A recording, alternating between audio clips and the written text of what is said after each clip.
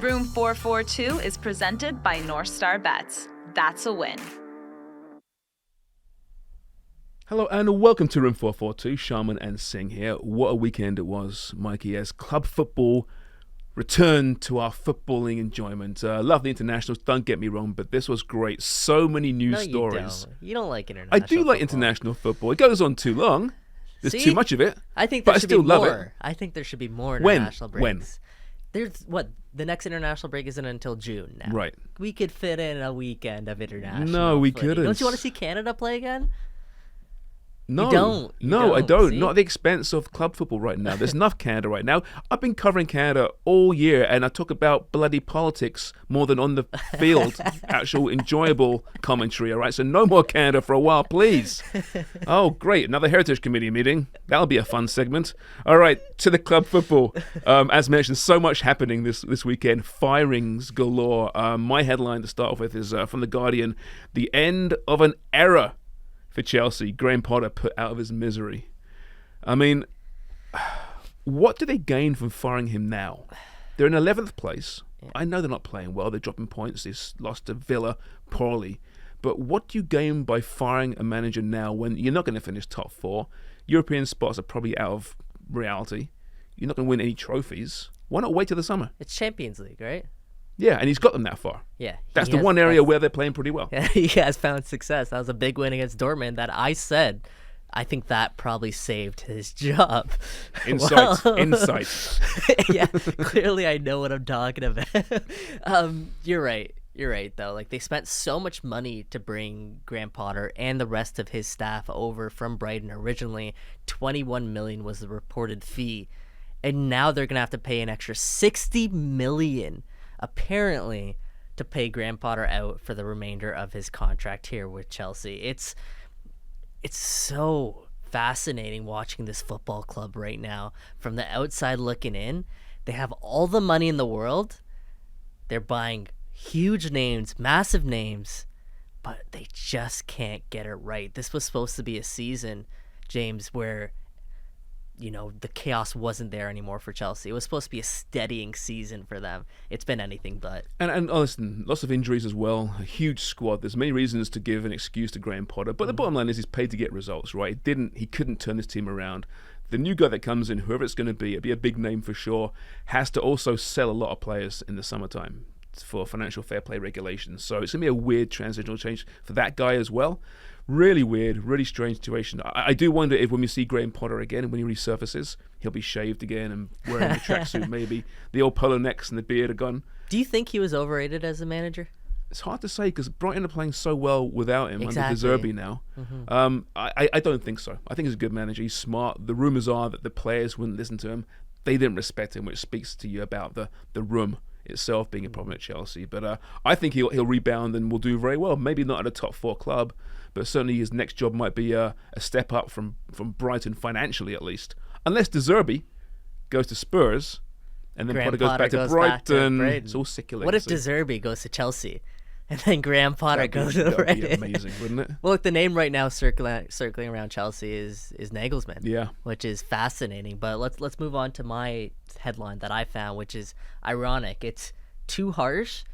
Chelsea fans in pain at Thomas Tuchel rubbing salt in wound after impressive reaction to Bayern's win versus Borussia Dortmund. Now, the comments afterwards, the reason being is because obviously Bayern had that fantastic win over the weekend against Dortmund, a massive win for that team. They won. I think the final score ended up being 4-2. They took a 4-0 lead. And then afterwards, Thomas Tuchel came out and said, yeah, it's nice to get the win, but there's still a lot of room for improvement in the squad. Whereas Graham Potter, when he lost this match, he was saying, against Aston Villa, he was saying, yeah, you kind of have to accept this result. The boys gave everything that they could. So just like ironic just seeing the different mindsets of the two managers, and from a Chelsea perspective, knowing that Thomas Tuchel was there this season, which is crazy to think about. It is. It seems a long time ago, doesn't it? Yeah. But at the same time, listen, taking charge of your first game at a new club, you can really say anything you like, right? As opposed to a guy like Potter who's been through it all season long. He thinks he knows how to handle his players, and by saying that he thought it was the right thing. Thomas Tuchel's interesting. People are saying that Chelsea should never have dumped him, but he fell out with ownership by all accounts. He's got a history of that. So Bayern Munich are maybe the toughest club to work for because all the egos at the top level of management there. So that'll be interesting. But it was a great result, 4-2. But listen, I could probably coach Bayern and beat Dortmund. The last 9 games, they've outscored Dortmund 35-7 in those contests. One-sided. It's so one-sided. It makes no sense. Dortmund's a wonderful team, right? But very strange. In a way, it's almost like the perfect game for a manager to come in and play and really have to, coach their first match, that Bayern versus Dortmund. It's a gimme. Even though Dortmund's one of the best clubs in Europe. Yeah, but I do feel like something about Thomas Tuchel at Bayern, I don't know why, aesthetically, it feels right. I don't know. He looks really German. They're really German. You can see a dominating era of Bayern Munich. I could absolutely see it. He's a fantastic manager. Alphonso Davies, by the way, started under Tuchel for his first match at left back. So we'll see what happens there in the coming weeks. All right, moving on. Speaking of more managers and firings, obviously we saw Brendan Rodgers fired this weekend, of course. Premier League managers in a whirlpool, says West Ham boss David Moyes. That's from BBC. David Moyes probably thinks he's the next gaffer to be fired. He got a big win on the weekend, mind you. He did. Medley against Southampton. Yep. His name's been on the chopping block all season long. It's been a dreadful campaign. But, I mean, it's funny how managers like Moyes come out and criticise the state of affairs in Premier League football with all the firings. But he's always got a job in the Premier League. He's one of those guys. He's been there for so many years. Yep. Everton for a long time, of course. United, Sunderland didn't quite work out quite so well. He's done well at West Ham, so he knows about it. But that's it, right? The old cliche is you get fired, you get hired to be fired. And that's what it is in the Premier League more than any other sport, I think. Is it, you were saying it's 13 managers. Yeah, more than any other year this year, it seems like managers are falling on the sword for their clubs. 13. Southampton fired their manager twice this season. It's ridiculous. It's a new Premier League record. The previous record was 10. It happened in 4 other seasons, most recently in 2017, There's 2018. still a month left. There's still a month left. Who knows? David Moyes is probably the closest guy right now to potentially being the next manager that's sacked here. So maybe that's part of the reason he's coming out and he's saying, guys, just so you know. Control the message. Don't be surprised if I get fired next week because it could work. It's a whirlpool. It's a whirlpool. Who called that? Who could have seen that coming? But he, I think he's right, though. Like, I do feel like managers, and this is not just soccer in particular, it's any sport in the world, they fall on the sword when things aren't going right. They're the first piece to go when maybe there are bigger questions to be asked. Maybe it's the players, but it's always the managers who are the easiest easier to let fire, go. right? Yeah. Of course, one guy as opposed to an entire team or a sporting director. There's so much to it. Final headline there. What do you got?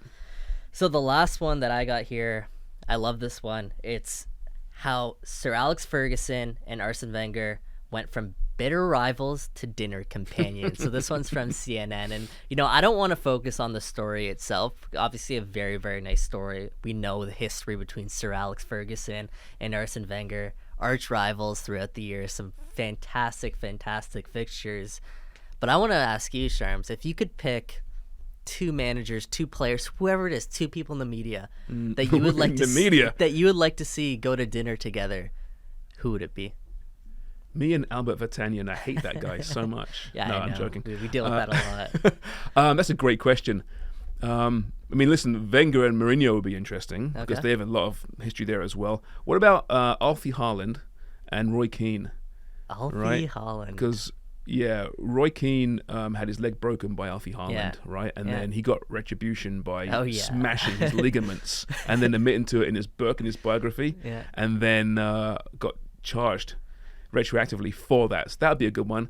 Have they talked about it? Did you know? I don't know. You don't know if they talked about it. Yeah. I know Patrick Vieira and Roy Keane Roy Keane's a few of those, right? Roy Keane's a few of those Roy for Keane sure. But I think they have come out and they've openly discussed. Obviously, there was the big 2005 tunnel blow up between him, Gary Neville, and Roy Keane. Right. We kind of got details from what happened there afterwards, but it would be nice to see them go to dinner. Lionel Messi, Cristiano Ronaldo. Yeah, that'd be a great one. Right? Although it could be really boring. It'd be Ronaldo talking about himself, and Messi not getting a word in edgeways.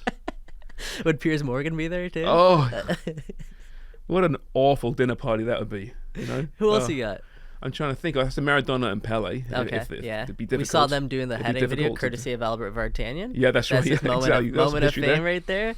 Who? It's more about the players that really hated each other, right? Yeah. Had a lot of history in the past. Hey, listen, Bernardeschi and Insigne. Apparently, it's all fine now, but there was some rumblings there a while back. Maybe they can get together and Bernardeschi can give them some PR advice on how to become the darling of Toronto's sports scene.